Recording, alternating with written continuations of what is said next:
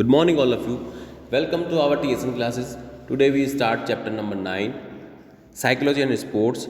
We start from page number 153.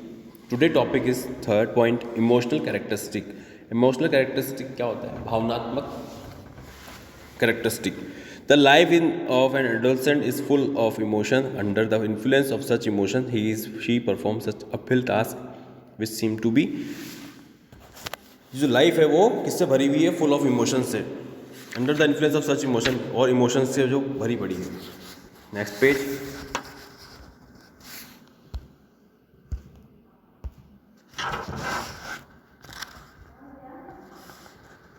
Impossible in the beginning, Ross says the adolescent lives an intensely emotional life in which we can see once more the rhythm of positive and negative phases of behavior in constant accelerate between intense excitement and depression. जो adult life जो होती है वो कैसी होती है? Emotional life होती है. वैन कैन सी रिदम और पॉजिटिव और नेगेटिव फेजेस आते रहते हैं.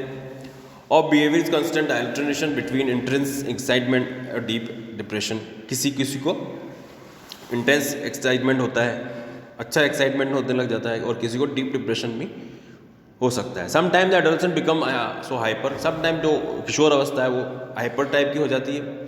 डेट दे फील, कुछ लोग हाइपर टाइप के हो जाते हैं. That they feel themselves at the top of the world and sometimes, क्योंकि वो ऐसा फील करते हैं कि वो वर्ल्ड में सबसे टॉप पे है. And sometime they find themselves in the state of deep disappointed, और कभी कभार वो ऐसे स्टेज पे पाए जाते हैं जो उनको डिसअपॉइंटेड करती हो. The world and sometimes they find themselves in the state of deep disappointed. Usually they are at emotional variance.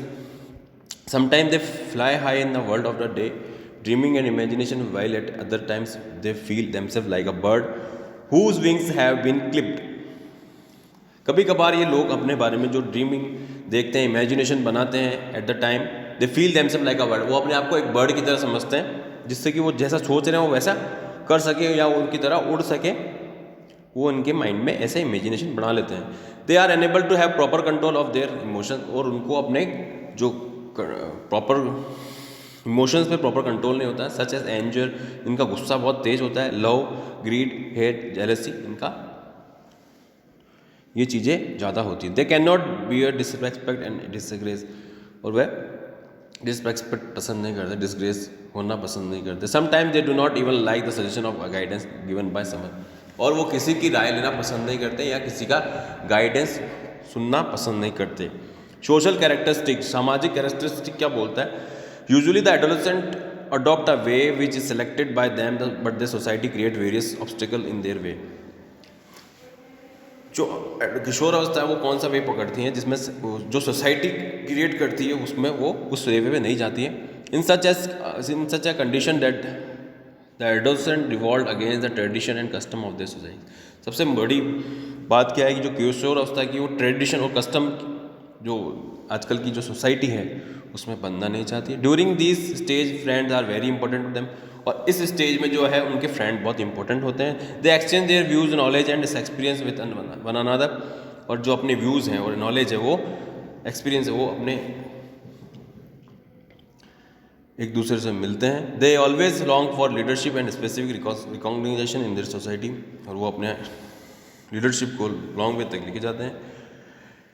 They try to present themselves better than other, और वो अपने आप को ऐसा प्रेजेंट करते हैं जो दूसरों से अलग दिखते हैं, दिखाना चाहते हो. They have an interest to participate in recreational activities. वो किस चीज़ों में इंटरेस्ट रखते हैं? जो कि रिक्रिएशनल एक्टिविटीज़, जो मनोरंजन वाली एक्टिविटीज़ हो उसमें पार्टिसिपेट करते हैं. Picnic, dancing, music, trekking, hiking, mountaineering, sports etcetera. By participating in such activities they develop social acceptable qualities. इससे उनकी क्या होती है? सोशल एक्सेप्टेबल क्वालिटीज़ बढ़ती है. जब एक ऐसी कोई चीज़ें जिनमें आपका ग्रुप जाए साथ में, तो उसमें सामाजिक कैरेक्टरिस्टिक बढ़ते हैं. मोटर कैरेक्टरिस्टिक क्या होता है? मोटर कैरेक्टरिस्टिक आपका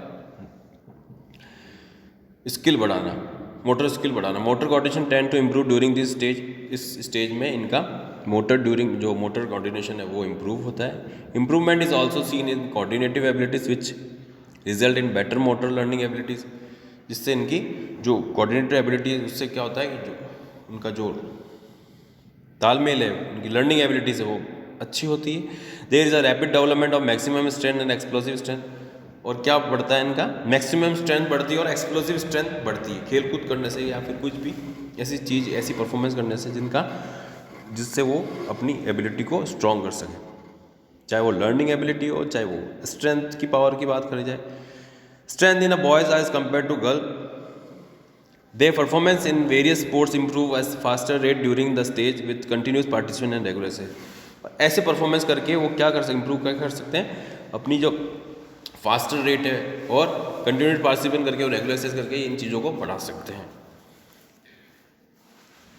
adolescent problem and their management, किशोर अवस्था की जो प्रॉब्लम्स है और उनके मैनेजमेंट कैसे। Meaning of adolescence, the word adolescence is drive from the Latin word adolescere which means to grow to maturity. इसका मतलब ये होता है, किशोर अवस्था का मतलब होता है ग्रो टू मैच्योरिटी, कि मैच्योरिटी की तरफ बढ़ना। In fact is a period of certain beginning and ending that cannot be dated exactly, but generally it is considered that this period is the age of 13 to 19 years. The age begins with changes in our gland of internal secretion. जो अपनी stages है ये इसमें 13 से 19 साल की जो stage होती है इसमें आपका क्या क्या चीज़ें बढ़ती है, जो ग्लैंड्स होते हैं, इंटरनल सेक्रेशन होता है, वो चेंजेस होते हैं। Adolescence the period through which a growing person makes transition from childhood to maturity. क्या होता है, चाइल्डहुड एज से आप मैच्योरिटी की तरफ बढ़ना, ये एडोलेंस स्टेज का पीरियड होता है। अकॉर्डिंग स्टैनली हॉल बोलता है adolescence is the period of great stress and strain, storm and strife. Adolescence Stanley hall बोलता है कि एडोलेंस ऐसी स्टेज है, ऐसे पीरियड है कि इंसान किसकी तरफ बढ़ता है, ग्रेट ऑफ स्ट्रेस की तरफ बढ़ता है, स्ट्रेन की तरफ बढ़ता है, स्टॉर्म होता है मतलब तूफान की तरह, और स्ट्राइफ से बढ़ता है।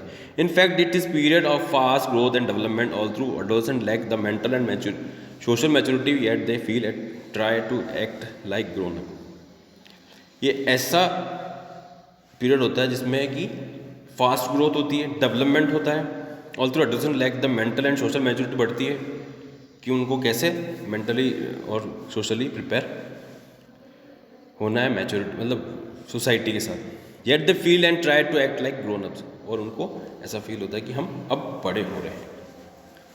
According to Sadler, adolescence is the period in which a child tries to capable of doing everything by himself. Adolescence ऐसी, ये सैडलर से बोलता है कि एडोलेंस ऐसी व्यवस्था है जहाँ पर जो चाइल्ड होता है वो क्या होता है, capable of doing all the work everything by himself. वो ये सोचता है कि वो जो जितना भी